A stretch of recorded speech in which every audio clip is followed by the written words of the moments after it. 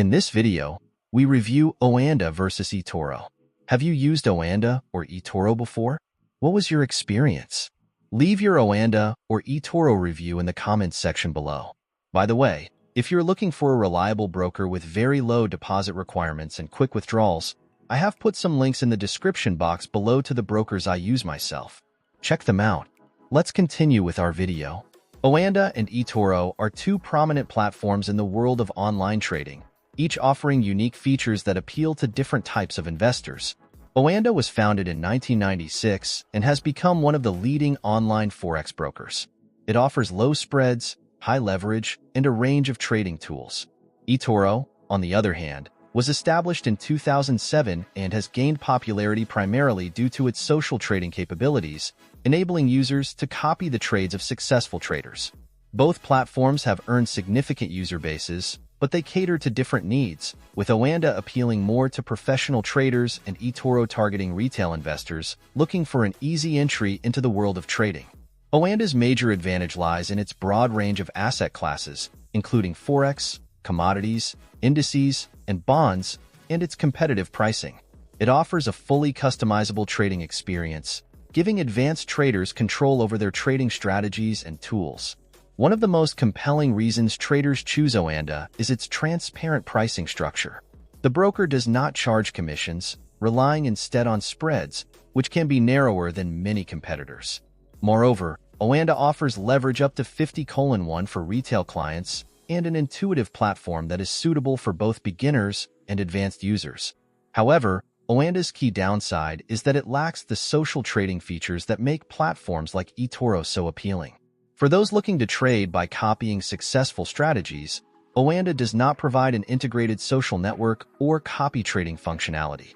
Furthermore, while Oanda offers a variety of educational resources, it might not be as beginner-friendly as some other platforms, especially for those new to forex trading. On the other hand, eToro is widely known for its social trading features, which allow users to follow, interact with, and copy top traders.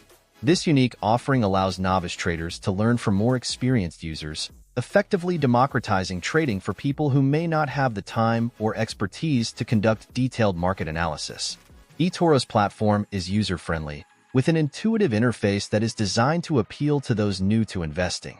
eToro supports a wide range of assets, including stocks, cryptocurrencies, commodities, and forex, making it a versatile choice for people looking to diversify their portfolios. One of the biggest selling points for eToro is its ability to trade cryptocurrencies alongside traditional assets, which appeals to investors interested in the emerging digital asset class.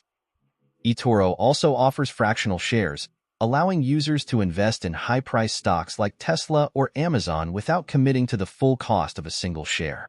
However, eToro does have some notable drawbacks. The spreads can be wider compared to other platforms, particularly for forex pairs. Additionally, some users complain about the higher withdrawal fees and the limited customer support options, with some reports of slow response times.